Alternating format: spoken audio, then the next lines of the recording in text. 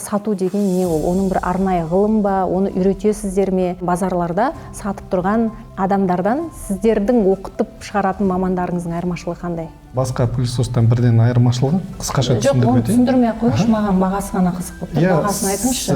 Мен сізге қазір бағасын толық түсіндіріп. Бірақ бағаны түсіндіру үшін мен білуім керек бұл сізге көмегінің пайдасын тигізе ме, тигізбей ме? Мен просто сөйлесе алмаймын, балаларым шулап, маған бағасы ғана қызық болып тұр. Жақсы, қараңыз, бағасы 100 мың теңге мен 250 мың теңгенің арасында. Өте қажетті, бірақ қазіргі уақытта жоқ тауарды сақтап, әбден дефицит болғанда шығаруы шариғатта ол дұрыс емес болып табылады. Бір асықтыру арқылы, бүгін ғана сыйлық бар, міне дәл қазір алсаңыз сыйлық бар деп қысып, дәл қазір сатудың бұл енді техникасы. Өткенде ғана міне соңғы күн осы деп атқан, қарасаң бір аптадан кейін әлі сол соңғы күн деп әлі соңғы күн бітпеген скидканың әлі сол нәрсе, яғни алдау бұл жерде. Бұл енді шариғатымызда тура емес шығар. Саттың ба, жақсы сатушысың. Сата алмай қалдың ба, бір звоноктан, онда сен әлі сатушы емессің. Есейе келе, оны түсіне келе, дінімізге келе, ақырын жан-жақты қарап, что-то дұрыс емес ау, адамның ерігін емденіп алдым ау, ол үшін шешім қабылдап қойдым ау деген сияқты. Енді Құдайды өзі көрсетеді ғой, возвраттар көп болады, қайтарады. Өтірік қашанда өтірік. Пайғамбарымыздың заманында да пайғамбарымыз сол саудада өтірікпен күрескен.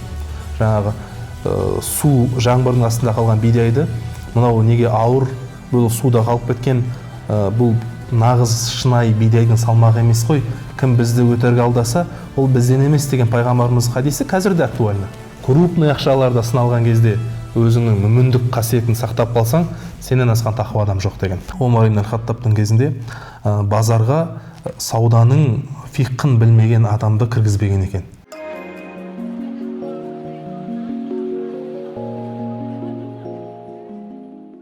Сізге бірдеңе сатып жіберген кез болды ма? Өзіңіз де байқамай, немесе сіз ешқашан алмаймын деп отырған затты бір адам көндіріп сатып жіберген кездер болған шығар, немесе сіз эмоциямен көп сауда жасайсыз ба?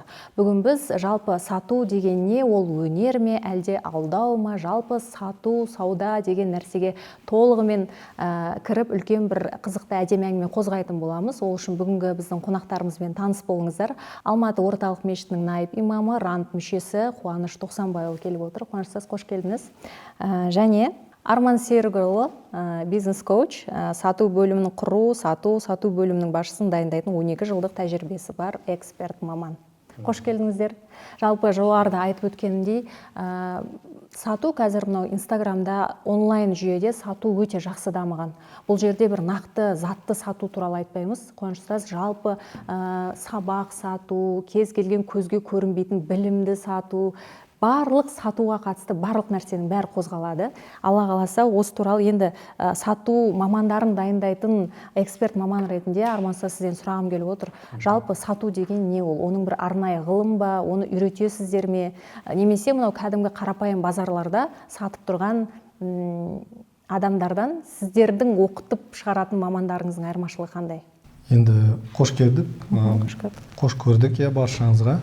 Бірінші сұрағыңызға байланысты, бұл арнайы қазіргі заманда бір мамандық деп айтсақ болады. Заманның талабына сай. Сіз қызмет болмаса бір өнім сатсаңыз да, көшеде, базарда сатсаңыз да, оның өзінің бір арнайы алгоритмі бар. Енді біз сол жағынан үйретіп, сол жағынан түсіндіріп айтатын боламыз. Әрине, енді айырмашылық бар, білімі бар. Біз не нәрсеге үйретеміз десек, сол егер базарда болатын болса, дүкенде болатын болса, болмаса бірнеше дүкен желісі болатын болса, ол жерде қалай өз өнімін сату керек, қалай таныстыру керек, қай жағынан айту керек. Және енді кәсіпкерлерге көп айтатынымыз, ол сапалы затты сату ғой. Сапалы, яғни затты сатқаннан кейін сол құнына беретін қызметі сай болуы. Енді біздің айырмашылық, біз енді онлайн сату жүйесі, арнайы адам, клиент, лид деп айтамыз. Енді оны маркетингтік тілімен ол түседі WhatsApp-қа, арғыта ол кісімен сөйлесіп сату. Қалай сөйлесу керек, қандай сұрақтар қою керек, оған қалай қызмет ету керек деген сияқты соны айтатын боламыз.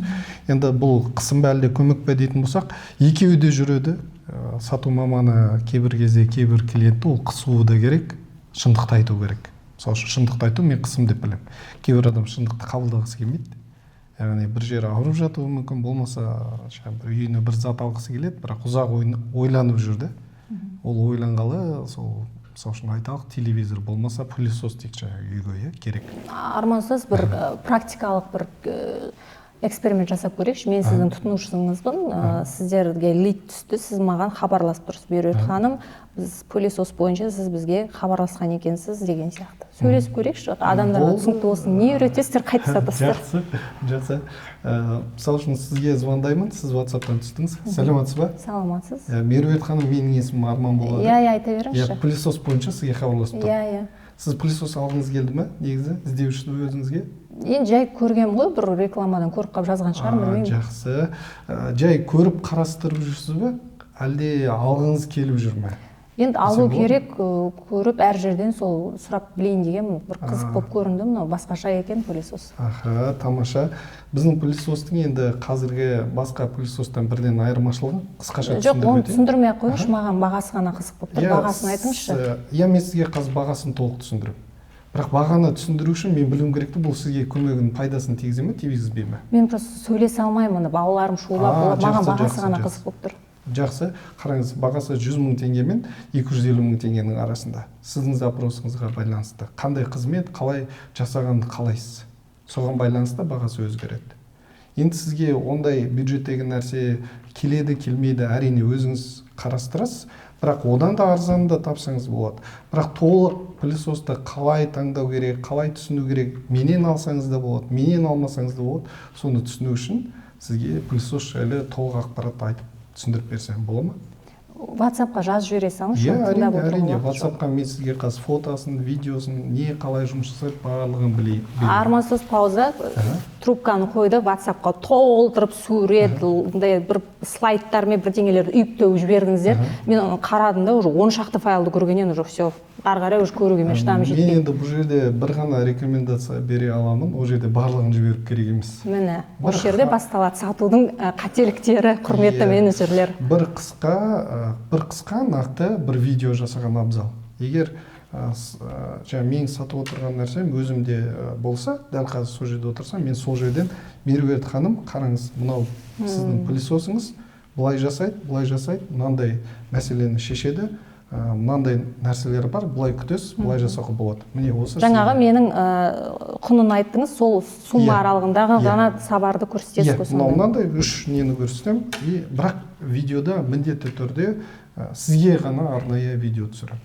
Меруерт ханым деп атыңызды атап тұрып көрсетіп, енді қайсысын қарастырасыз деп арғата сұраймын.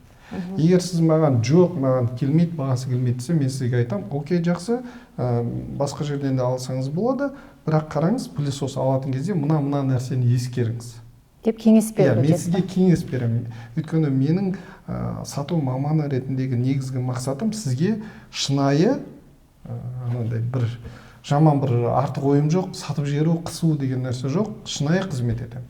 Осы аралықта ертең сіз пылесос деген кезде, Арман деген бір кісі бар еді, жақсы айтып еді деген сияқты. Жаны ашып маған да шатасып ұрынып қалмасын деп еді деген бір, сол жерде сіз маған бір жаны ашу, бір нәрсе қалдырып кеттіңіз ғой. Иә, қызмет дейді, енді орыс тілде забота дейді ғой. Сондай бір қамқорлық танытып көрсетсе болады. Жақсы. Ал енді Қуаныш ұстаз, көбіне жаңағы манипуляция немесе психология деп екіге осы бір бөлімді арнап қойған екенмін. Клиенттің мынау бойын анықтайтын, қазір прогрев деп жатамыз ғой. Кез келген бір курсты сатар алдында бір 3-4 сторис прогревке арналады, содан кейін маңқ еткізіп, ол үшін мынаған бірдеңе сатып аласың деп ұсынады ғой. Осы жердегі клиенттің бойын, әсіресе әйелдерге бұл нәрсе қатты өтеді. Сол мысалы осы нәрселер бұл дінімізде қалай? Бұл адамның жаңағы буынсыз жерден пышақ ұрғандай, осындай бір жанды жеріне тиіп сөйлеу арқылы сату қалай қарайды дінімізде? Альхамдулилля, уссалату уссаламу аля расулилля. Ассаламу алейкум рахматулла.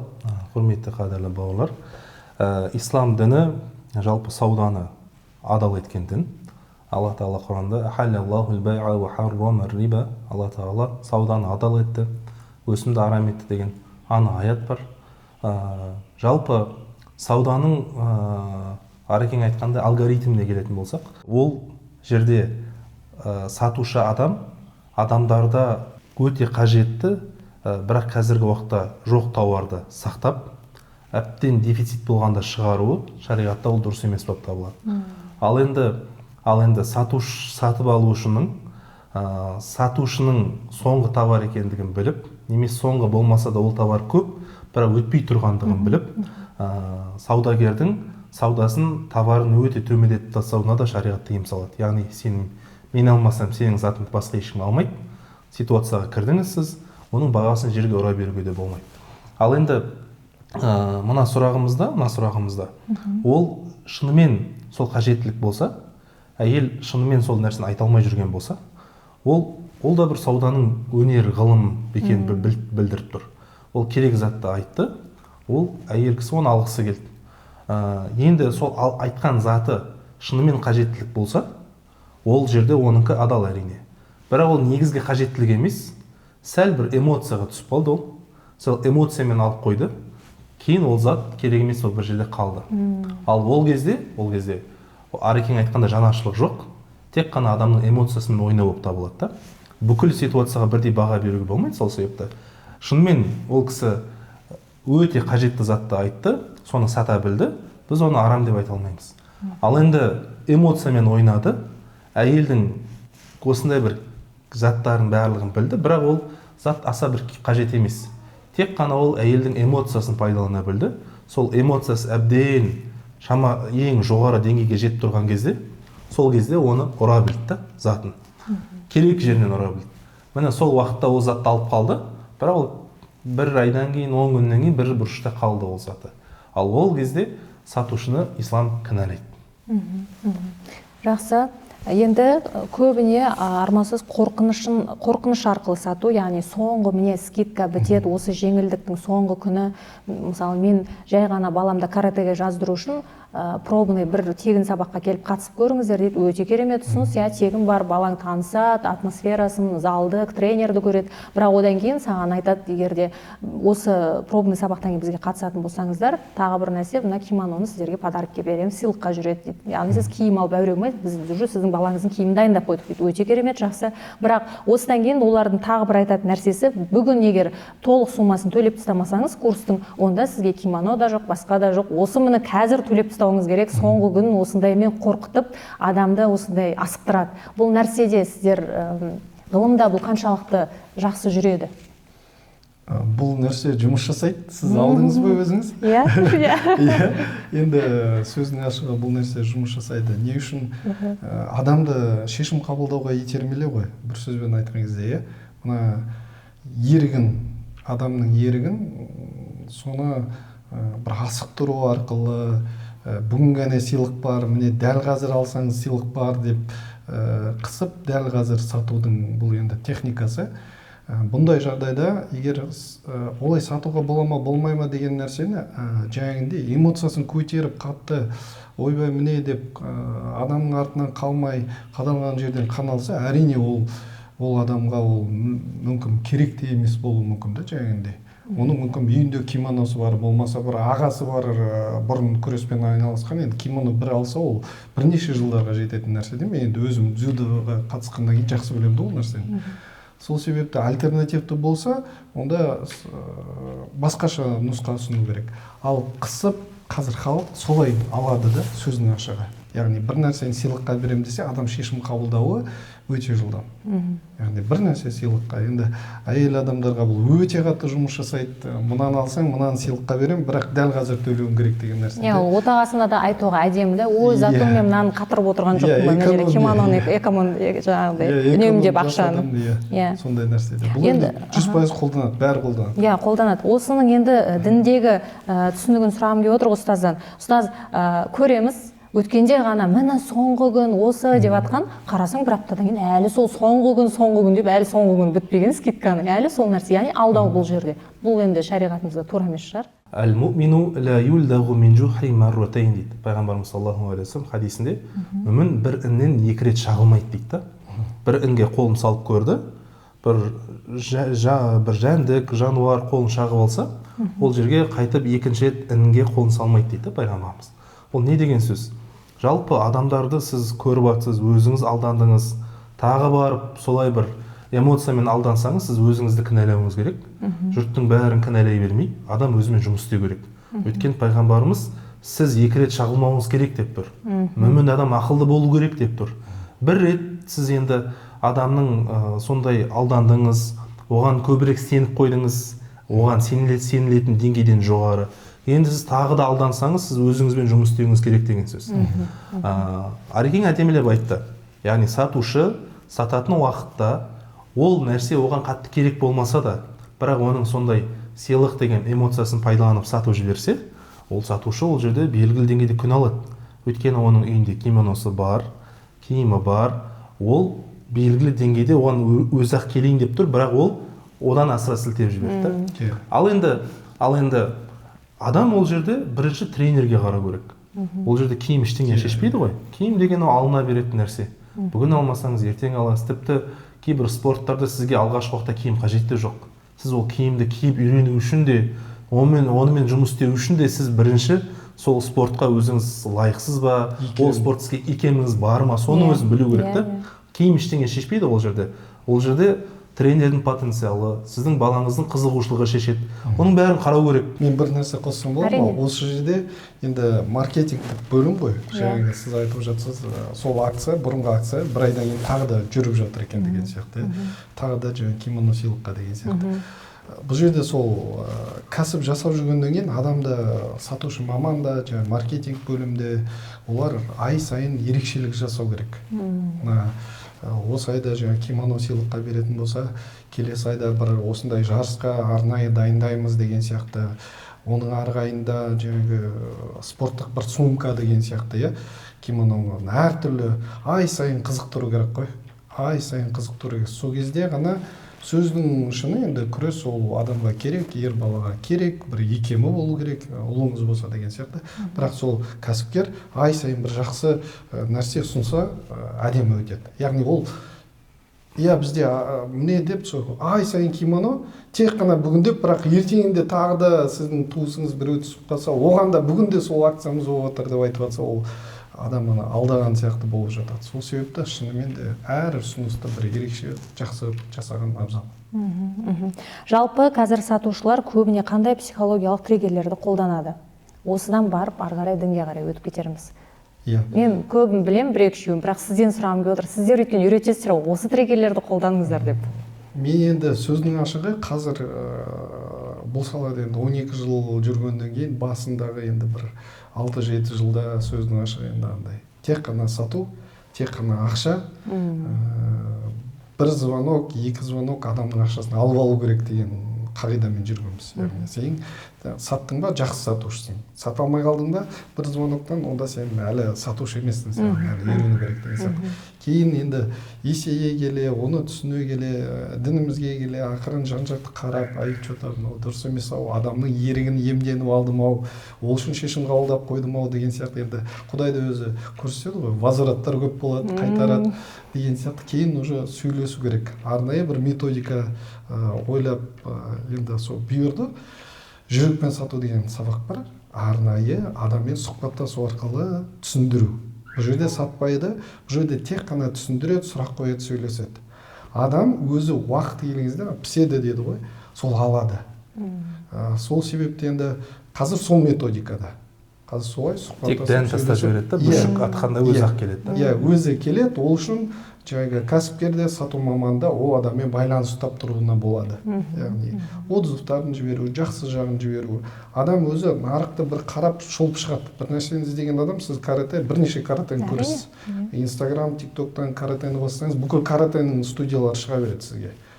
Сол сияқты енді ақырын қарап, кейбір неде өте жақсы айтты ұстаз, құндылық ұстазға, тренерге өте маңызды. Өйткені шынымен де нағыз олимпиадалық чемпион, нағыз сондай бір дайындайтын ұстаздар өзі сабағына барғаннан ақ көрініп тұрады да.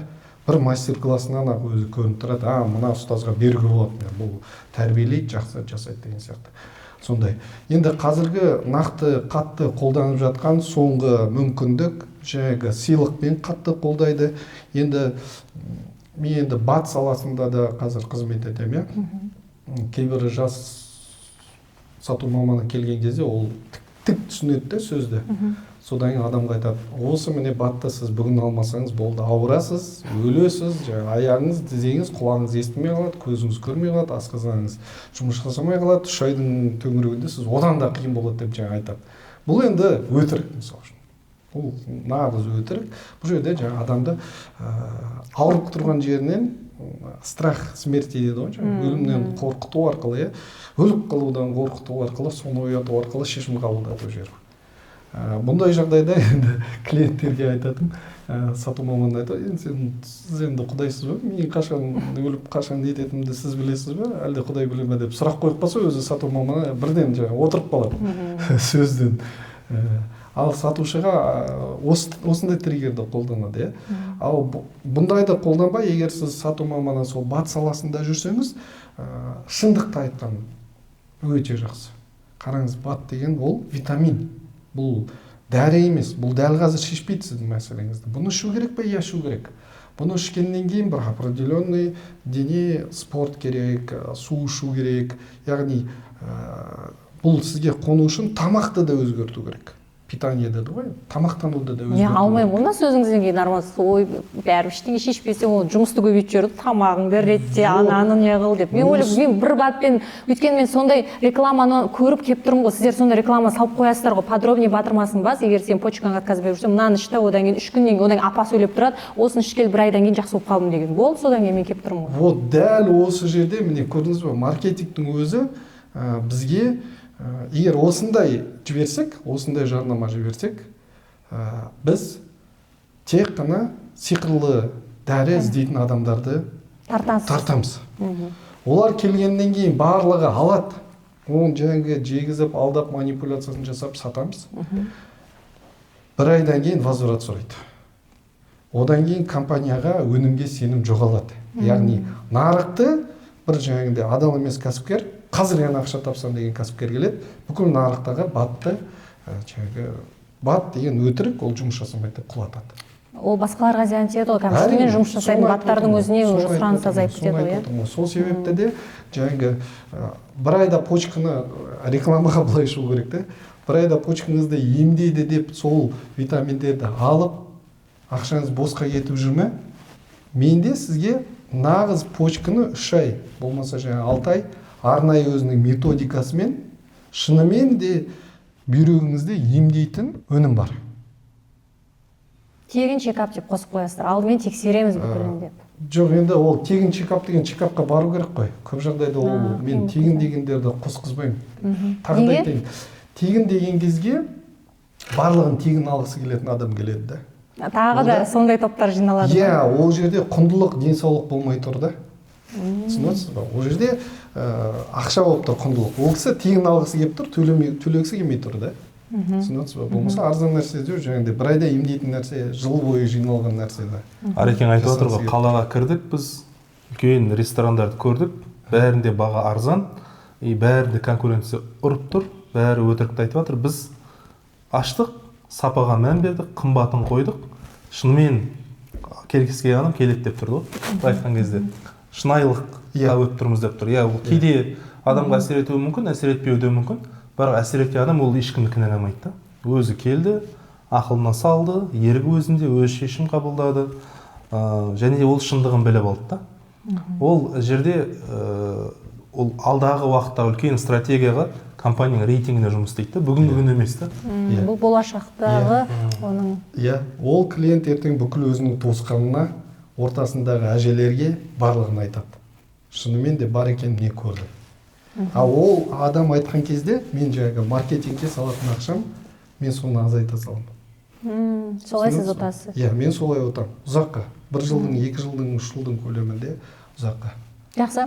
Қазір біз әйелдер енді үнемі емес, көп уақытқа дейін жастау көрінгіміз келеді. Бұл бір әйелдердің бойы, сол жанды жері. Сондықтан бізде қазір 30-дан астын ба коллаген ішіп баста, ойбай қартайып жатсың деген осындай жарнамаға түсіп қалып жатамыз. Осы тұста біз сол коллагенді тіпті бір таблеткасында ішіп көрмеген тырнақшаның ішіндегі жұлдыз блогерлар, мен осыны ішіп жүргенмен мінеке тағы да келді деп сол рекламаның ақшасын алғаннан кейін өзі ішіп көрмеген затты да оп-оңай жаңағындай жарнама жасай береді. Оның жаңағы фанаттары, оқырмандары соған сеніп, сол жаңағындай оның ағзасы бөлек, менің ағзам бөлек, жасымыз бөлек, денсаулығымыз, оған қарамаймыз, бәрімізге келе беретін коллаген осы екен деп соны ішіп жатамыз ғой.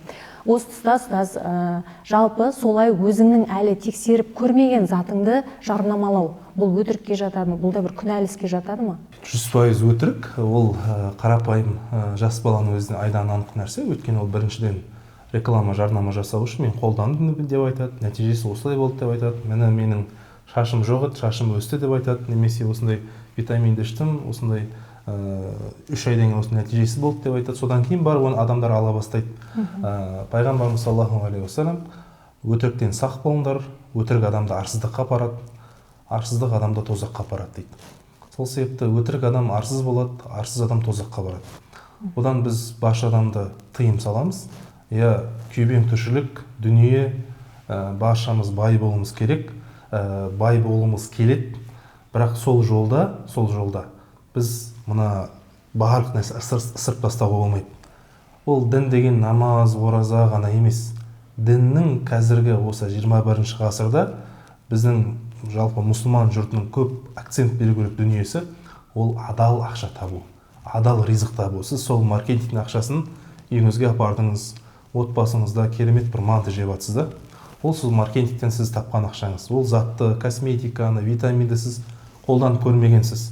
Келіңіздер, мен ақша таптым, Аллаға шүкір деп, сол Каспий голдыңызға түскен ақшаңызбен үйіңізде керемет тамақ беріп жатсыз. Бала-шағаңыз, ата-анаңыз, отбасыңыз, сіздің жақындарыңыз қандай ас жеп жатыр да? Оны сіз ойлануыңыз керек. Ол жерде біреудің көз жасы, өтірігі, қанша адам барып сіздің сөзіңіз деп ол жердің жаңағы барды да барлығы болмайтын бір зат сатып алды. Ол өзіне пайдасы жоқ, басқаға пайдасы жоқ. Міне соның барлығына қоғамда біріншіден сіз сенімдікті кетіріп жатсыз. Сіз арқылы адамдар басқа да жаңағы танымал кісілерге сенбейтін болады. Ал танымал кісілердің барлығы жаман деген мағына шықпайды ғой. Ішінде жақсылар да бар, қанша ақша түссе де қабылдамайтын рекламаларды адамдар да бар. Өзі қолданып, тексеріп, результатын көріп, нәтижесін сосын барып жарнама жасайтын кісілер бар. Соның бәріңіз абыройын түсіріп жатсыз. Екіншіден отбасыңызға осындай арам ақша келіп жатсыз да. Шариғат оның бәріне әрине қатаң тыйым салады. Пайғамбарымыз саллаллаху алейхи вассалам сауда жасаған, сол кездегі сауда жасаған модель қазіргі сатушыларға үлгі бола алады ма? Жалпы біздің мынадай бір нәрсе бар да. Біз жасанды интеллект шықты, ChatGPT. Бізде қазір технологиялар, әлеуметтік желі, аспанда құстан жылдам ұшамыз, теңізде балықтан жылдам жүземіз.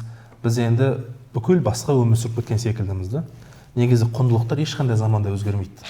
Арсыздық мысалы ең жаман құндылық болса, ол сол заманда да сондай жаман қасиет болған, қазір де сондай. Өтірік сол заманда да, қазір де сондай. Шындық сол заманда да қиын болған, қазір де сондай қиын. Саудадағы да бүкіл құндылықтар қазір де бір дейді. Біз заман дамып кеткенімен, біз өзіміздің өміріміздің соңғы сценарийін ойлап табатын біз деңгейге жеткен жоқпыз. Біз робот шығарғанымызбен өліп қалған адам тірілте алмаймыз. Бәрібір біз әлсіз пендеміз. Әлсіз пенде мына заманда да әлсіз пенде, қазіргі заманда да әлсіз пенде. Біздің өмір сүруімізді жеңілдететін қазір көптеген аппараттар, техникалар, заттар бар. Бірақ ол деген сөз құндылық ауысып кетті деген сөз емес. Өтірік қашанда өтірік. Пайғамбарымыздың заманда да пайғамбарымыз сол саудада өтірікпен күрескен. Жаңағы су жаңбырдың астында қалған бидайды, мынау неге ауыр, бұл суда қалып кеткен, бұл нағыз шынайы бидайдың салмағы емес қой. Кім бізді өтірік алдаса, ол бізден емес деген пайғамбарымыз хадисі қазір де актуальны. Ол сол Мединадағы кішкентай бір базар, кішкентай бір бидай болғанмен, қазір сіздің үлкен онлайн магазиніңіз, үлкен брендтеріңіз, ол жердегі өтірік сол хадиспен бірдей келеді. Бір заман ауысып кеткенімен құндылықтар ауысып кетпейді.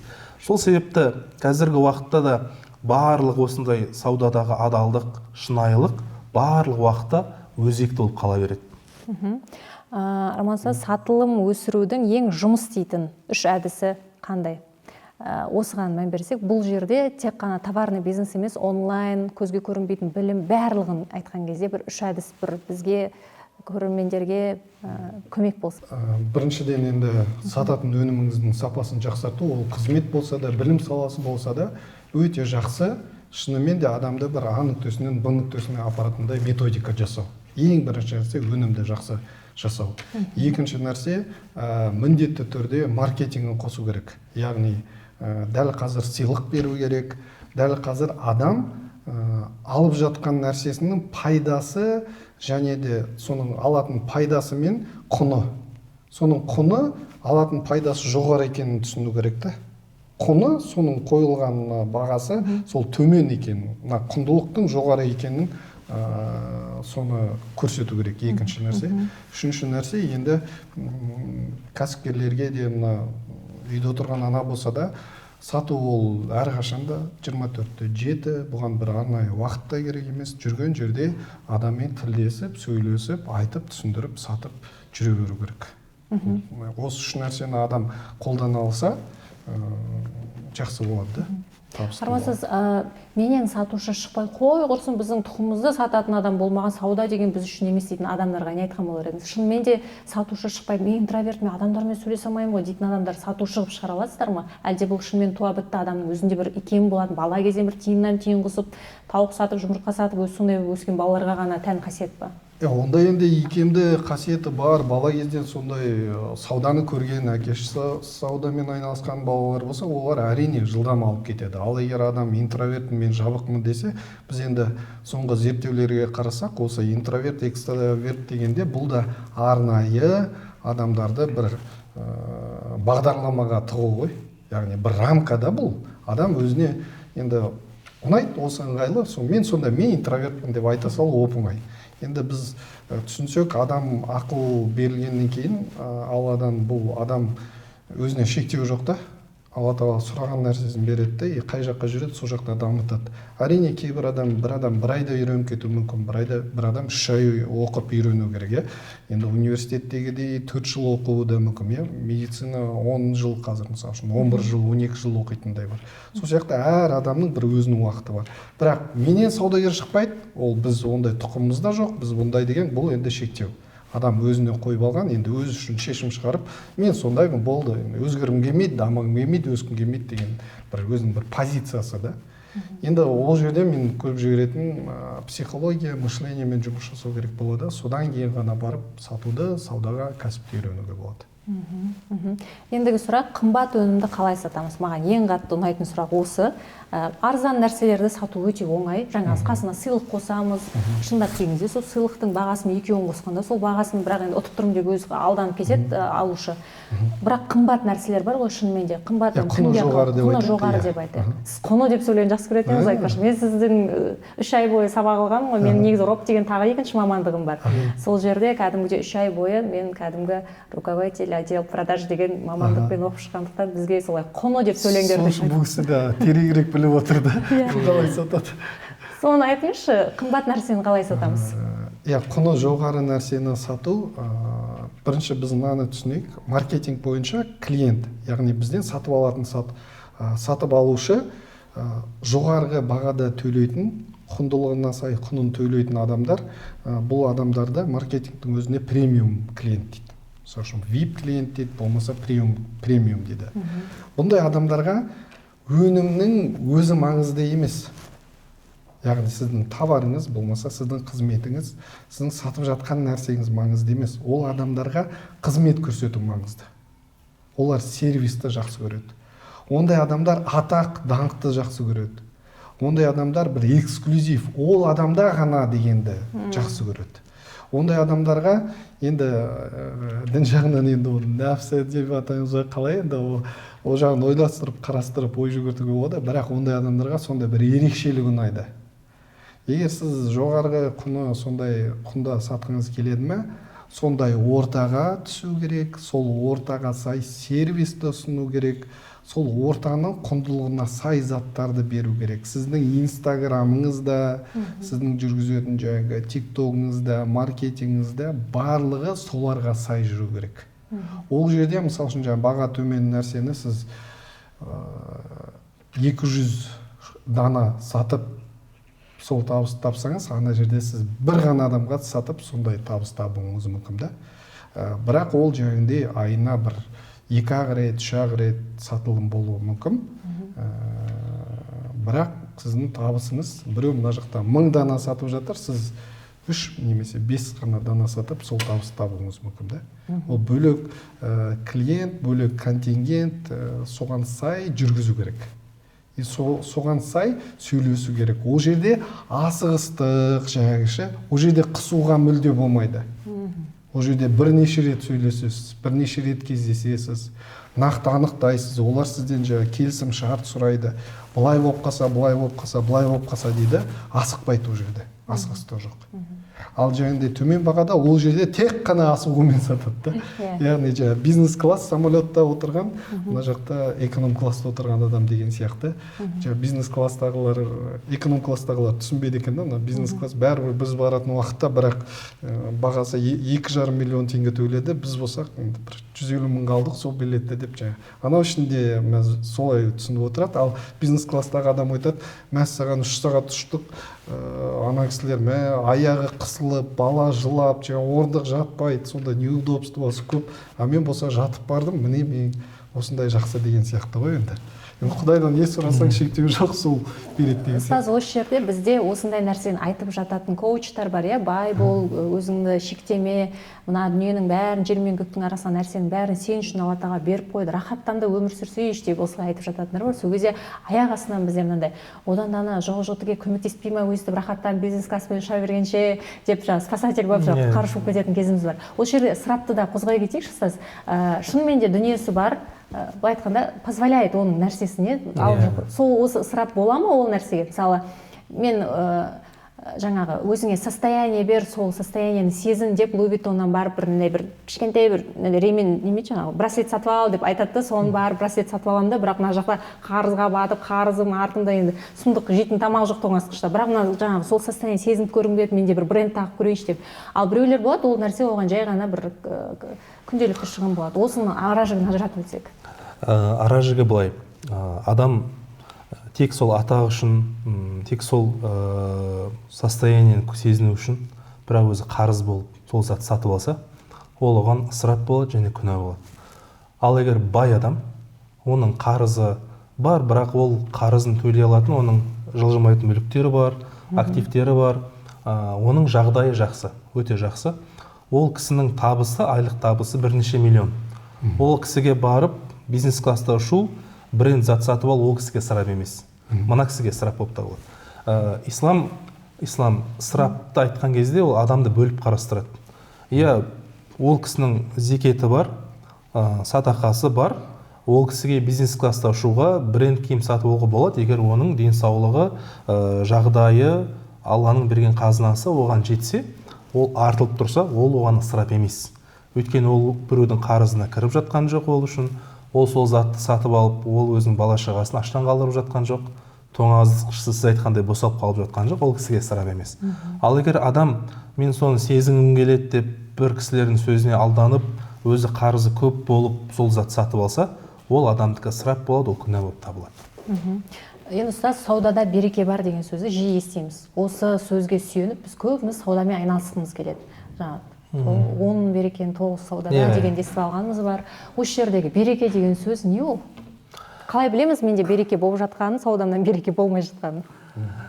Жалпы қоғамда өзі береке деген тек ақшаның көптігі деп бағалап біздің қоғам үйреніп қалған өз негізінде.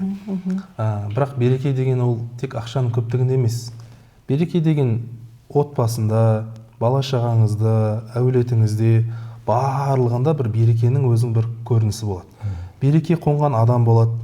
Ол үйде ештеңе істемесе де, Алланың оған берген берекесімен сол үй бір керемет жақсы болып отырады. Мына кісі кеткеннен кейін байқайсыз, ол үйдің жұмыс істеп жатқан кісілер болса да берекесі болмай қалады. Береке деген бір Алланың берген бір ерекше бір сыйы. Ол аз затты көбейтеді, көп затты сақтайды. Және де ол отбасына қонса бала-шағаны ұрпақты салиқалы ізгі етеді. Ибрахим ибн Адхам деген кісі бар, сол берекеге бір мысал беріңізші деп айтқан сол кісіге. Сол кісінің мынадай бір сөзі бар. Мысал дейді, өмірде ит ең көп туады дейді. 12 туады, 10 туады, оның үсті 3 ай сайын, 4 ай сайын, 6 ай сайын туады ит деген. Бірақ өмірде ит аз дейді. Өйткені ол түнімен ол дейді қаңғырады дейді. Таң намазында ұйықтайды дейді. Қой дейді, қой. Ол жылына бір-ақ рет туады дейді. ол егіз ол өте сирек туады, көбінесе бір-ақ қозы туады. Ол өйткені түнімен ұйықтайды дейді, ол таңертең тұрады, Алла қойға береке берген дейді. Ол адам асырап, бақты, өйтті, бүйтті. Жоқ, біз құда келсе де, құрбан айт болса да, басқа болса да қой өте көп сойылып жатыр. Бірақ өмірде бәрі қой көп, ит аз дейді. Алланың берген берекеті бар, мынау түнде о мына берекетті алмайды, мынау түнде берекет, күндіз берекетті алады дейді.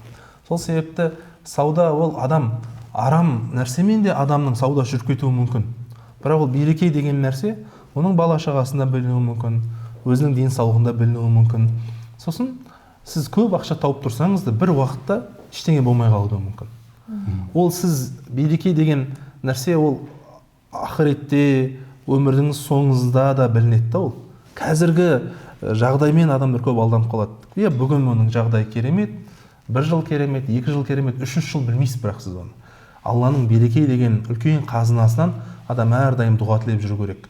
Таңғы уақыттардағы дұғаларда адам өзінің берекетіне көп қосып отыру керек. Ал саудамен айналысу керек, ол адал нәрсе. Оқу керек, оның жолдарын, алгоритмдерін оқу керек. Ол ислам деген шектеп тастамайды ол. Мысалы, адамдар бізде саудада өтірік айтпау керек деп алған товарының шынайы бағасын айтады. Ол сізге, бірақ ол өзіңіздің абыройыңыз түсіресіз. Сіз өтірік айтпау деген сөз барлығын айту деген сөз емес. Мен алған товарымның мен бағасын айта алмаймын, бауырым, ренжімеңіз. Бірақ маған ыңғайлы баға осы енді. Мен сізге осы менде ғана бар, осы базарда менен алмасаң басқа ешкімде жоқ. Мен бұны осынша ақшаға алғанмын, осынша ақша ғана саған қосып тұрмын, ала сал деп өтірік айтуға болмайды. Менде басқаларда да бар шығар, бірақ маған бауырым осы ыңғайлы баға. Менің де арендам бар, қанша рисковать еттім, товарым мынанша толып тұр менде, менің де өзім есебім бар, маған ыңғайлы баға осы деген секілді айту керек те болды. Ол жасырып қалу бір нәрсені, ол сауданың берекетін алып қоймайды, бірақ өтірік деген басқа нәрсе да. Маған айтуға ыңғайсыз ол нәрсені. Бүкіл мен саған сырымды айта алмаймын. Сен де менің жұмысыңа барсам, сен бүкіл кухняңды айтып бермейсің ғой маған. Маған сервисін көрсетесің, бірақ бүкіл кухняңды айтып, біз кеше осынша айлық алдық, пәленшені жұмыстан шығарып тастады, өйткені осынша қылды деп айтпайды ғой. Адам да өзіне ыңғайлысын айтады, бірақ оны біз өтірікші деп айтпаймыз ғой. Өтірік деген басқа нәрсе. Жақсы. Енді осы тұрғыда тағы да қоса өтсеңіз, ұстаз, адал сауда жасаған адамның Алланың алдындағы дәрежесі, бір сондай мотивация болсын саудагерлерге, осы сатумен айналысатындарға. Жақсы. Абу Ханифаның керемет саудагер кісі болған. Абу Ханифа саудагер деген жай айтылған, ол үлкен бизнесмен кісі болған. Абу Ханифа ол тіпті халықаралық саудалар жасаған. Куфадан бөлек, Куфа қаласынан бөлек те халықаралық үлкен саудалар жасаған. Енді ол уақытта аса бір шекара бола білмеген, үш үлкен держава, ана жақта мұсылмандар, сасанидтер, Иран өзі құлап жатыр. Бірақ әлі орны бар да, парсылардың мұсылмандарын қабылдағанмен, өзі Сальман Абу Ханифа өзі парсы ғой. Ана жақта Византия империясы, Римдар. Жалпы осы Абу Ханифаның шәкірттері де осал болмағанда, мысалы Мұхаммед Хасан аш-Шайбани деген шәкірті Фиқхул буйу деген кітап жазып шыққан, сауда-саттық кітабы деген. Сонда адамдар, Мұхаммед бір тақуалық жайлы кітап жазшы деген да. Сен кітабыңды оқиық, бәріміз Аллаға жақындап кетейікші деген. Сонда Мұхаммед Хасан аш-Шайбани айтқанда, сендер мына кітапты оқыңдар деген. Осы кітаптың ішіндегі нәрсені істеңдер деген. Сендерден асқан әлемде тақуадан болмайды деген да. Осы саудадағы бүкіл затты істеңдер, әлемде ең тақуа адам сендер боласыңдар деген. Ақша, крупный ақшаларда сыналған кезде өзіңнің мүміндік қасиетін сақтап қалсаң, сенен асқан тақуа адам жоқ деген. Омар ибн аль-Хаттабтың кезінде базарға сауданың фиқхын білмеген адамды кіргізбеген екен. Мұсылмандардың абыройы, исламның абыройы үшін. Соның нәтижесінде енді Омар өзі 10 жыл 6 айдай халифа болды. Одан кейін Осман болды, одан кейін Али болды, баласы Хасан болды. Осы 4-5 халифа деп айтайық, 5 халифа Хасанды қосқан кезде. Одан кейін Умавидтер 90 жылдан аса билік құрды. Одан кейін Аббасидтер билік құрды. Осы Аббасидтердің кезінде осы адал саудагерлердің арқасында Малайзия, Индонезия халықтары дінді қабылдаған. Тек оларға ешкім уағыз айтпаған, барып саудада мұсылмандардың адалдығын көріп, олардың өтірік айтпайтындығын көріп, адамдар дінді қабылдаған. Негізі, біздер мінберде, кітаптарда уағыз айтамыз, бірақ одан да керемет уағыздар ол осы базарда саудагерлердің адалдығымен болады. Сол себепті біз жалпы әсіресе діни атрибуттары бар мұсылмандарға осы бір істе өте сақ болуға шақырамыз. Адамдар біздің намаз, оразамызбен көрі, адамдар біздің ісімізбен көбірек бағалайды. Машина саттыңыз ба, адал сатыңыз, товар саттыңыз ба, мал саттыңыз ба, басқа қылдыңыз ба, сіз адал сатыңыз, Алланың өзі берекесі болады. Енді бір мотивациядан бұрын кішігірім бір ескертулер айтып кеттім. Мотивацияның соңында айтайын. Пайғамбарымыз саллаллаху алейхи уассалам «Ат-таджирул амину судуқ ма'a шухада» дейді. Расында шыншыл, аманатқа берік, адал саудагер қияметте ұлы сот күнінде Алланың алдында осы бір істердің бәрі көтерілген, архивтің бәрі көтерілген уақытта ол кісі шахидтермен, пайғамбарлармен, шыншылдармен бірге болады дейді.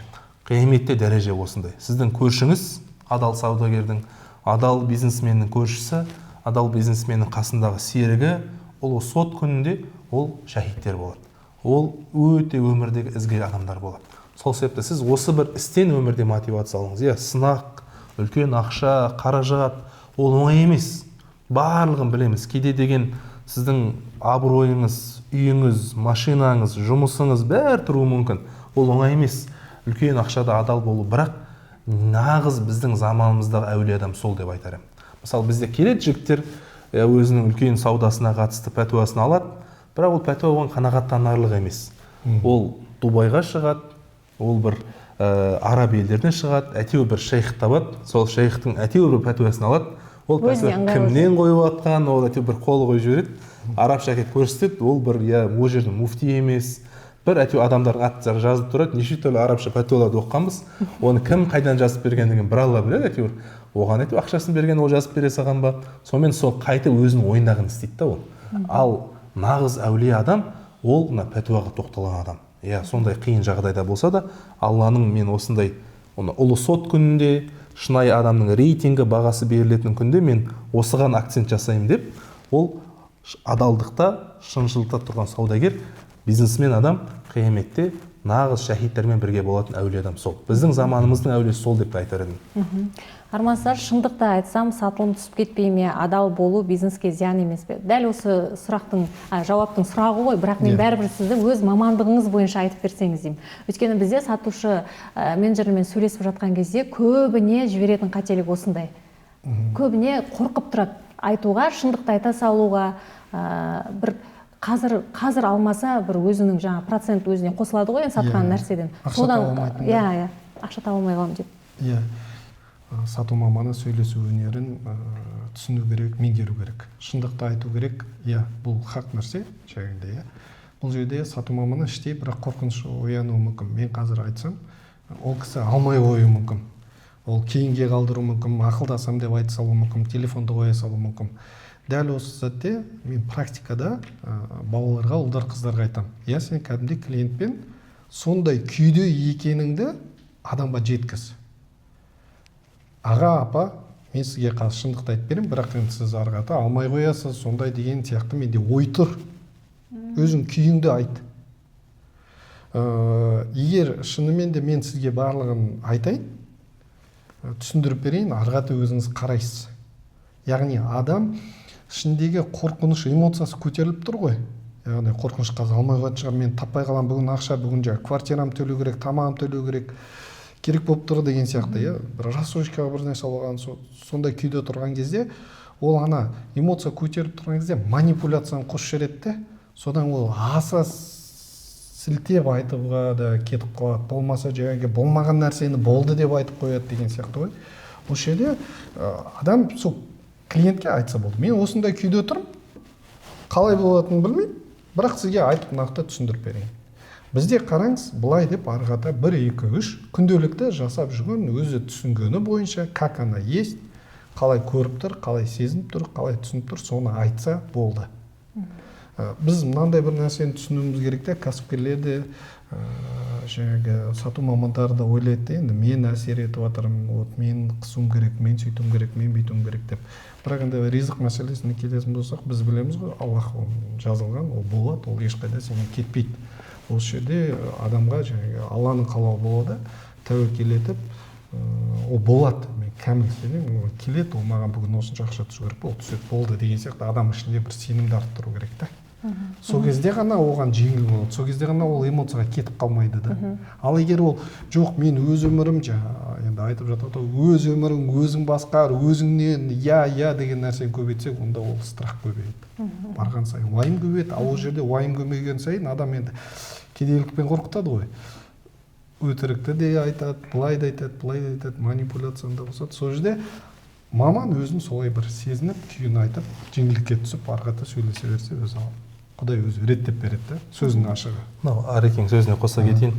Жалпы бізде көп мынау мұсылман жұрты ойланған уақытында, жұмыс істеген уақытында кез келген материалист, атеистпен бірдей ойланады да. Енді оларда жаратушы жоқ, әлем өздігімен жаратылған, осындай миллиард жылдардан кейін осындай пайда болған деп енді ойлар солай ойланады ғой енді. Енді сол уақытта олар тек бүкіл нәрсені себепке байлайды. Мұсылмандар айтады, себеп деген маңызды дейді.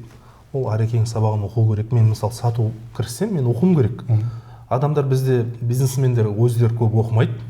Әптен банкрот болады, сосын Арекең секілді ұстаздарды іздейді, қайдасыздар деп.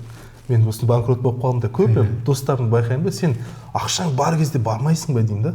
Сұра, біл, зертте, сосын барып салмайсың ба ақшаң деймін да. Ол маман деген нәрсе маңызды. Бірақ осы себеп деген нәрсе, ол бәрібір бізде екінші орында тұратын нәрсе. Дәрі ішпеген адам емделейін деп, ол ақымақ адам. Бірақ ішсем ғана жазылам деу, ол да ақымақтық. Мысалы адам дәрі ішсе де кейде жазылмауы мүмкін. Бірақ ол үшін ішпей қалу да үлкен ақымақтық нәрсе. Ал бірақ мен дәрі ішсем ғана жазылам деу нәрсе, ол да дұрыс емес нәрсе. Мысалы адам болады, кейде дәрі ішпей ақ жазылып кетуі де мүмкін. Дәрі ішсе де адам әрі қарай ауыра беруі мүмкін. Адам дәрі ішу керек ислам бойынша, бірақ Алладан шипасын сұрау керек. Адам дәрі ішу керек, міндетті түрде ішу керек, бірақ Алладан шипасын сұрау керек. Ибн Сина бар ғой, Ибн Сина өзі өмірде іш аурудан қайтыс болған. Сонда өзінің жаңағы ойлап шыққан дәрісін барлығын аппаратқа салып көрген, ол шынымен қатырғанда. Ішектердің жұмысын істеуін барлығын қатырған. Менің дәрім дұрыс деген. Мен дұрыс нәрсе ойлап тапқанмын, менің берген дәрім нәтиже беріп тұр, бірақ Алла маған шипасын бермей жатыр деген. Ол содан өмірде қайтыс болған кісі. Ол сол секілді өмірде адам себеп, Арекең айтып жатыр ғой, дұрыс дейді. Сіз оқыңыз, бүкіл күйіңізді айтыңыз, себеп, бірақ Аллаға тәуекел етсеңізші деп жатыр да. Өзіңізге алып, мен деп кетті да адамның бәрі. Сіз өзіңіз мұсылмансыз, Аллаға сенесіз, намаз оқитын шығарсыз, дінді практикада ұстайтын шығарсыз, бірақ мына кісіден сенбейтін ешқандай сіздің разницаңыз жоқ. Сіздің разницаңыз не мына жерде? Сіз істедіңіз себепті, барлығын дұрыс істедіңіз, үйрендіңіз, оқыдыңыз, бірақ Аллаға байладыңыз да соңында. Алла, мен істедім себебін, өзің ары қарай маған жемісін берші, көрсетші Аллахым. Мен рухани жағында істедім, материалдық, физикалық жағын бәрін есептедім Аллахым. Мен енді түгел 100% есептей алмаймын. Мен бәрібір жаратушы өзің емеспін, мен пендемін Аллахым, бірақ мен қолымнан келгенше атымды, түйемді қазыққа байладым. Енді өзіңе тәуекел еттім. Түйені өзің сақташы деп айтасыз да. Арман ұстаз, осы тұста жаңағы маркетологтар деп айттыңыз ғой, маған осы тема өте қызық. Білесіз, бұрыннан да маркетологтардың жасайтын кейбір нәрселерінде тіпті адамның өмірге деген құлшынысы артып кететін, сенің былай қарасаң эмоциясымен ойнап тұр ғой деп қарауы мүмкін сырттай, бірақ сол сәтте оған көңіл күйін бір көтеріп жіберіп, оның өмірге деген құлшынысы артып кетіп, барып тіпті отбасымен жарасып, балаларын қуантып жіберетіндей бір үлкен энергиясын көтеріп жіберетін бір сәттерді білеміз, мысалға мынау түрік бауырларымыз, білесіз, балалармен маркетологтар балалармен өте қатты жұмыс жасайды. Қай жерге шашыңды қидыруға барсаң да кофеңді әкеліп, ой қандай әдемі бала деп бірінші балаңнан бастайды. Өткен келесі жол балаң сені сүйреп сол жаққа апарып, мама ана жаққа барайықшы, мороженое бүйтіп беретін жер ше, ойнатып беретін жер деп көңіл күйін көтеріп тастайды баланы. Бала сол жерде бақытты болған көріп, ана да бақытты, үйге сол күшті көңіл күймен ораламыз.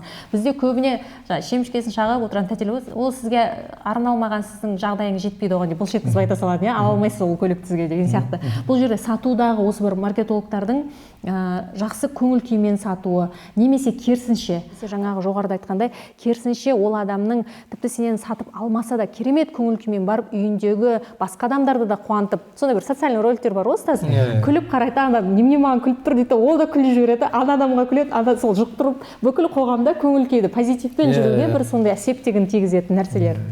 Мен сіздің сұрағыңызды түсіндім. Қараңыз, бірінші нәрсе, маркетолог дегеніміз жаңағы сіз айтып жатқан нәрсе сатушы болмаса жаңа мастерді көрсететін адам. Яғни соны Инстаграм желісіне, ТикТокқа барлығына көрсетіп, сол арқылы ол сұраныс алып келу керек. Оның негізгі жұмысы сол. Ал екінші мәселе, жаңағы мастер, ол опыты бар, тәжірибесі бар мастер, оны баланы да ұстай алады, әйел адамды да жаңағы қызмет ете алады, ер адамды да деген сияқты. Ол мастерге байланысты. Бірақ солардың арасында маркетолог алып келді, қызықтырды, жаңа ролигін салды, барлығы қызығып жазып жатыр WhatsApp-қа, қайдан аламыз, кім бұлай, қай жерде, адресі қалай алсақ болады деген сияқты. Арғата сатушы сөйлесу керек. Сатушының енді бұл жердегі негізгі бір ескеретін, тағы да бір айтатын нәрсе осы маркетингтегі нәрсеге сай қызмет көрсетілуі керек та. Ол үшін мастердің жағдайы жақсы болу керек та.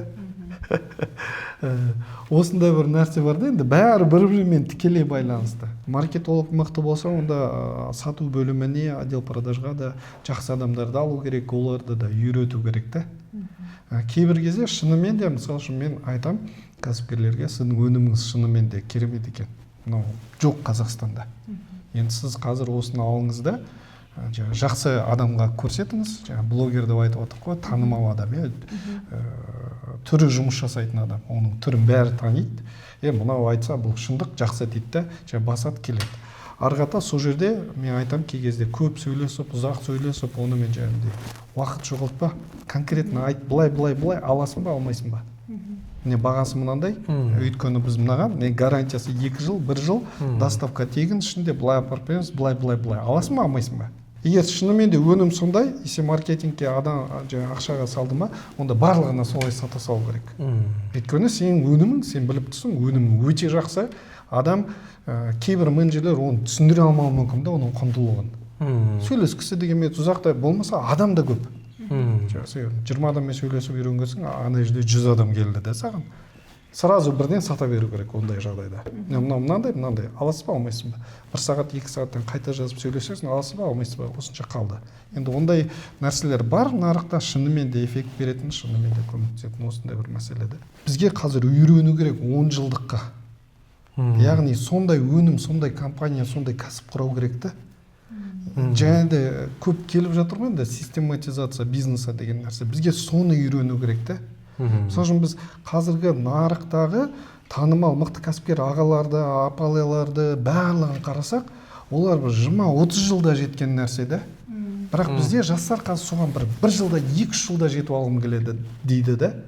Одан кейін жаңа айтып жатқан тапқан табысын қайтадан сол кәсіпке салып, қайтадан өнімін, товарын барлығын бірдеңе жақсартудың орнына кейбір адам тек қана үй алады, көлік алады, Дубайға барады, бір жақсы әке-шешесін қыдыртып келеді, жаңағыдай сондай бір бал жинайды да, бірақ компанияда ақша жоқ кассада.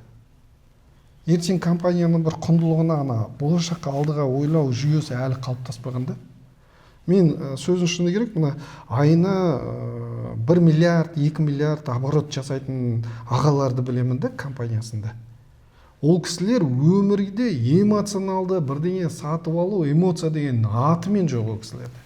Рационалды сөйлейді, асықпайды мүлдем. Шешім қабылдауға асықпайды. Қарастырамыз дейді, ойланамыз дейді. Жаңа сұхбаттасады деген сияқты бірнеше адам болып талқылайды ана мәселені, жан-жақты ой жүгіртеді. Содан кейін барады да бір кезде жауабын айтады, окей, жақсы, болмаса жоқ дейді. Бізде анандай ғой, сол себептен компанияны сол жаққа құру керек та қазір. Ал енді жаңа сіздің сұрағыңыз бойынша ол енді қысады, айтады, прям дәл қазір сатып жіберу керек, прям бұндай нәрсе бар енді. Бірақ бізге уже ойластыру керек, асықпайға стратегиялық тұрғымен. Бірінші бір үйде отырған ана болатын болса, әйел адам болатын болса, жаңа өзі бір қызмет көрсететін болса, болмаса бір сабақ үйретеді, болмаса тамақты үйретеді, болмаса тігінді үйретеді, Инстаграм жүргізу керек. Қазір халық көргенге сенеді. Ең керемет кейс, мен кәсіпкерге айтам, сен актерді нанимать етпей қой, блогерге бермей қой. Сен өзің не сатасың? Сол затты өзің шығып, өз сөзіңмен айтып берші. Не үшін сен осы нәрсені бастап жасап жатсың? Шынайылық айтып берші деймін да. ол айтады, мен сөйлей алмаймын ғой, мен актер емеспін ғой, мен ондайды білмеймін ғой. Мен айтамын, халық, қарапайым халыққа сондай простота керек. Өте қарапайым тілмен шықты айтып бер, мен осындай адаммын, осындай алып келдім, не үшін алып келдім, өйткені үйде бізде әйеліммен болмаса анаммен осындай мәселе болды, сол мәселеге көмектесу үшін осы нәрсені алып келдім. Әйелімге көрсеттік, қолданып көрдік, шынымен де әдемі мынандай бар екен, мынандай бар екен деп. Соны айтып бер. Ал егер актерді нанимать етіп, олай алдап жатса, ондай компания ұзаққа бармайды. Сөзінің ашығы ашкереленеді, бұл шығады. Және де өзі адам да, Құдай да жаратқан кезде шындықты бірден жүрегіміз сезіп қояды ғой. Көріп қояды, мынау актерлар деген сияқты. Қазір де сол себепті де блогерларға сенім қалды қазір. Сенбейді блогерларға. Блогерлердің аудиториясы жұмыс жасамайды. Сол себепті блогерлер не істеді, алдыда каждый өзінің бизнесін ашып кетті. Өз өнімін шығарды. Өйткені ол да түсінді де, мен сапаны қадағалайыншы деді. Кейбір адал блогерлер бар, оларға айтты, мен саған ақшасын төлейін, сен қазір мені жарнамалап берші деді. Ол айтты, жарнамалады, өзім қолданғандай деп жарнамалады да. Мен өзім қолдандым, міне алдым, міне қолданам, ау деді, жаңа жарнамалады. Оны алды басқа әйел адамдар, блогер алғаннан кейін. Кейін оны көрді, бірақ эффект бермеді. Одан блогерға жазды бәрі. Айналайын, сіз осыны айтып едіңіз ғой? Вообще мүлдем пайдасы жоқ екен мынау. Соң блогерді ойланып бастады, что-то мен сапаны қадағалай алмайды екенмін. Ақшасын алдым, жақсы. Ол да ойланады, үйге адал ас әкеп жатыр ма, болмаса қандай табыс әкеп жатыр. Олар да уже түсініп бастады. Содан көп блогерлер өз өнімін шығарып бастады, өйткені сапаны қадағалай алады ол жерде. Содан блогерлер уже партнер бола бастады. Мен енді рекомендация берер едім. Бізде шынымен де қазіргі нарықта маркетингтің төңірегінде бір жақсы құпия. Мысалы үшін жақында кімнің киносы шығады? Өнер қырандарының киносы шығады, хотя бы в кино 4-ші часть шығады деген сияқты. Яғни мен маркетолог ретінде қараймын. Қазір міне Қазақстан бойынша, біздің еліміз бойынша 5 кино шыққалы жатыр. Мен қараймын, сол 5 кино шыққалы жатқан кездегі киноға түскен актерлар ғой, шығарған актерлар, сол актерлардың ішінде қайсысының құндылығы жақсы? Яғни қайсысы Инстаграмда шыншыл, қайсысы әділдікті жақсы көреді, қайсысы сондай бір жаңағындай сөзімен ісі сай келеді. Жүрегінен бір орын алған сенім бағам. Жоқ, жүрегімен емес, ол жүрегімен болса, орын алған десек, ол өткендегі бір жетістіктерін ойлап кетуіміз мүмкін да. А бізге анандай негізгі құндылығы білу маңызды да. Кәсіпкер ретінде маған сол маңызды. Мынаның құндылығы, міне мысалы үшін айтайық, хотя бы в кино Қайрат Әділгерей. Мен мысалы үшін Қайрат мырзамен 2 компанияда жұмыс жасадық біз. Ол кісі айттық, осындай өнім бар, осылай түсіп бересіз бе актер ретінде. Бірақ ол кісіге жаңағы бермедік, сатпадық ештеңе, ол кісіге тек қана ақшасын төледік. Ол кісі бізге айтты, жақсы, Арман, келейін көрейін деді заттарыңды. Келейін мен көрейін деді де. Қаншадан сатып жатсың дейді, мынаншадан сатып жатсың, қайдан әкелесің, мына жақтан әкеліп жатырмын, қане көрсетші деді. Өзі қосты, көрді, біз телевизор саттық бронированный. Өзі ұрды, қарады, іші қалай, былай қалай. Содан кейін барып айтты, жақсы, жігіттер, мен түсіп берейін, мынау шынымен де міне ұрдық, осылай. Бірақ өзі адал ма, мошенник емессіңдер ме? Шынымен ИП-лер бар ма, мынау бар ма? Ертең арттарына сөзге ұятқа қалып жүрмейін деп өзі айтты бізге ашық. Біз айттық, аға, міне бізде былай, міне складымыз мына жерде 1000 телевизорымыз бар, бәрін көрсеттік, айттық, болды, жақсы түсіп берді, сол нәрсе атты. Біз ана нәрсені 6 айда сол нәрсе өзі 7 айда біз толық телевизор бітті деген сияқты болды. Сол себепті қарасаңыздар болды, кімнің қандай құндылығы бар. Соған сай, соған жарнамалап берсе болады да. Кейбір кезде адам енді витамин болатын болса, бір косметика болса, онда қолданып көрген абзал. Ал егер товар болса, онда бірден солай тікелей жарнама жасай беруге болады. Күнкөріс қамы, адал ақша табу. Осы жердегі дініміздегі маңызды тұстарына мән беру және кеңесіңіз. Саудаға қатысты мынадай бір нәрсе айтқым келеді. Жалпы бізде жас жігіттер көбісі жеке кәсіпке қатты қызығады. Бұл енді біреуге қол жаймау, адамның өзінің еңбегі болу деген жақсы нәрсе ғой. Оны қолдаймыз. Бірақ жалпы бізде біз мешітте жүргеннен кейін көп байқаймыз да, жастар осылай өзі жеке кәсіпке ашқысы келеді да көбісі. Сөйтіп көбісі жас жігіттер, қарындастарымыз қарызға кіріп кетеді. Неге? Өткен тәжірибе жоқ та. Жалпы оқу керек, теория керек, сосын практика керек. Мықты, өзінің кәсібінің алдында өзін мойындатқан, небір брендтер жасаған кісілердің қасында ерінбей жұмыс істеу керек. Ешкім одан жаман болып кетпейді. Иә, ол сізді басқа бір жұмысына жұмсайды, қоның қасында өзіңіз төмен санауыңыз мүмкін, біреу жеке істемейсің де намысыңызға тиюі мүмкін. Ештеңеден қысылмаңыз. Білімді кісілердің алдында жүріңіз, үйреніңіз, қасында бірнеше жыл уақытыңызды жіберіңіз, сосын барып жеке шығыңыз, сосын иншалла Алла сізге нәтижесін береді. Өйткені тәуекел ету, жұмыс деген кезде бізге жаңа түйемізді қазыққа байлау, ол себеп жасау. Себеп деген сол өзі жетістікке жеткен, практикасы бар адамның қасына жүріп үйрену керек. Ол айлығы сәл аз болуы мүмкін. Аркең айтты ғой, алдағы жылдарға жұмыс істеу керек деп.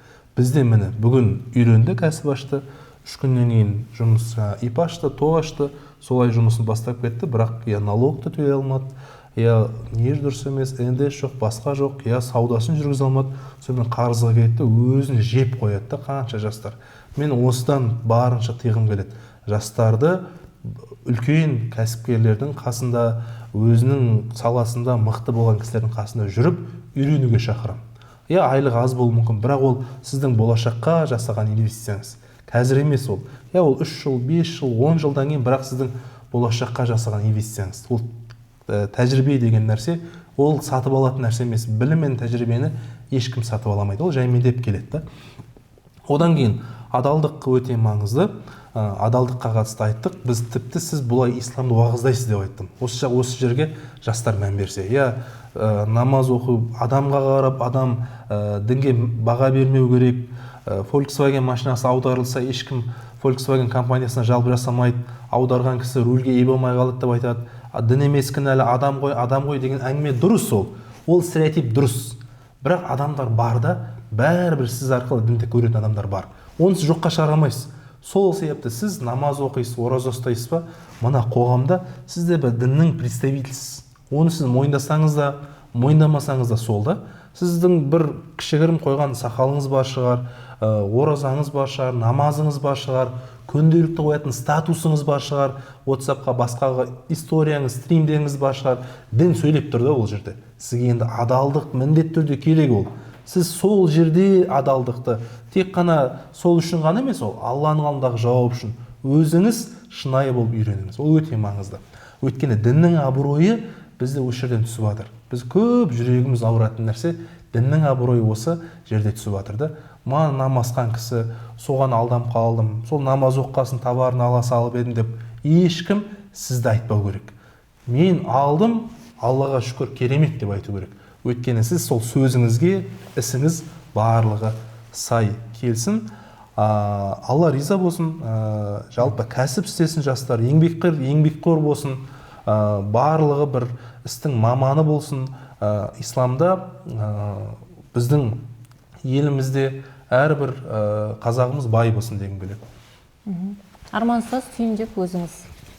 Рахмет шақырғандарыңызға, әрбір аналарға, әрбір үйде отырған қыз келіншектерге, сіздерге жақсы бір сондай кәсібіңіз, саудаңыз берекесін тілеймін. Сатуды үйреніп алыңыз. Және шекарасын барлығын енді айттық осы сұхбатта. Ұстаз да айтып кетті. Осының барлығын ескеріп, тек қана алдыға баса беріңіз. Алла өзі нәтижесін береді. Рахмет, мен де сіздерге алғыс білдіремін. Құрметті көрермендер, қыз-келіншектер, сіздерге пайдалы болды деген ойдамын. Алла қаласа, егер де түйген бір өздеріңіздің ой пікірлеріңіз болса, YouTube арнамызға шыққаннан кейін астына пікірлеріңізді қалдырып кетіңіздер. Тіпті сұрақтарыңыз болса да қалдырсаңыздар болады. Бәлкім келесіде сол сұрақтарыңыздың аясында тағы бір подкастты жоспарлап жасап жіберерміз. Рахмет, аман болыңыздар, келесі кездескенше. Ассалаумағалейкум.